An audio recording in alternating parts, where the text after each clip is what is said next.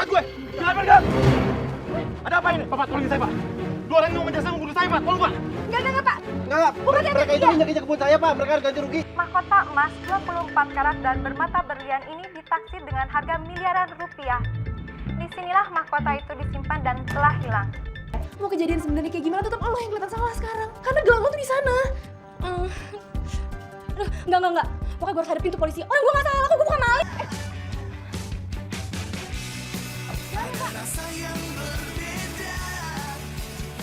Sudah tahu gak sih alamatnya di mana? Tahu, gue kesini belum lama 10 tahun yang lalu. Lu tahu gak?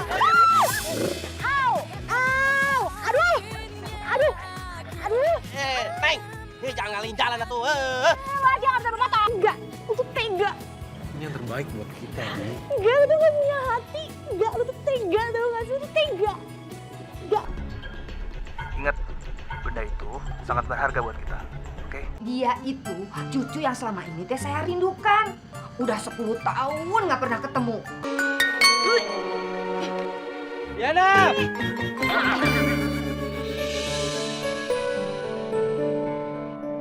Lu tuh kenapa sih jadi orang bawel banget? Bukan masalah bawel, masalah bantuin. Sama aja. Ya beda. Sama. Namun kini Diana Mardiana telah kabur keluar kota setelah aksi pencuriannya terhadap mahkota yang nilainya hampir 5 miliar tersebut.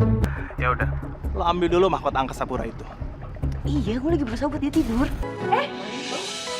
Tar dulu. Kenapa? Katanya saling gak suka. Tapi kenapa malah pegangan tangan sih? Dan kalaupun gue deket sama Aji, ya karena gue gak mau diem aja di rumah nenek gue. Udah kok itu aja. Gue pegang ya omongan lo. Lo gak akan jatuh cinta sama Aji. Salut saya. Masih nolak lo bilang suka. Hai Sobat FTV. FTV kali ini berjudul Maling Cantik Pencuri Hati, dibintangi oleh Hardi Fadilah dan Ina Marika. Mari kita review ulasan, sinopsis, dan alur ceritanya. Diana diperankan Ina Marika, seorang mahasiswi, dikejutkan oleh kabar mengejutkan dari sahabatnya, Tika. Sebuah mahkota berharga di museum kampus mereka dilaporkan hilang. Situasi semakin rumit ketika di lokasi kejadian ditemukan sebuah gelang bertuliskan nama Diana. Temuan tersebut membuat Diana menjadi tersangka dan pihak kepolisian mulai menelusuri identitas pemilik gelang tersebut. Panik dan merasa dijebak, Diana memutuskan pergi sementara waktu ke kampung halaman neneknya bersama Tika untuk menenangkan diri. Sesampainya di kampung, Diana secara tidak sengaja bertemu Aji setelah mengalami insiden kecil yang memicu pertengkaran di antara mereka.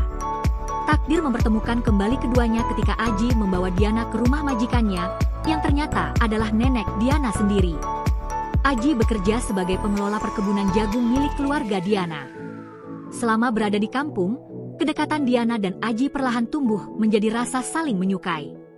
Namun di sisi lain, Tika diam-diam juga menaruh hati pada Aji, sehingga menciptakan ketegangan dalam persahabatan mereka. Sementara itu, fakta sebenarnya mulai terungkap. Pelaku pencurian mahkota museum ternyata adalah Ferry, mantan kekasih Diana. Ia melakukan aksi tersebut demi memenuhi keinginan Karin, seorang wanita kaya yang memanfaatkan perasaan Ferry untuk mendapatkan mahkota berharga itu sebagai hadiah bagi pria lain yang dicintainya. Karin berpura-pura mencintai Ferry dan bahkan berencana menikah dengannya demi melancarkan rencananya. Opini, kesan moral. FTV ini mengajarkan bahwa kebenaran pada akhirnya akan terungkap.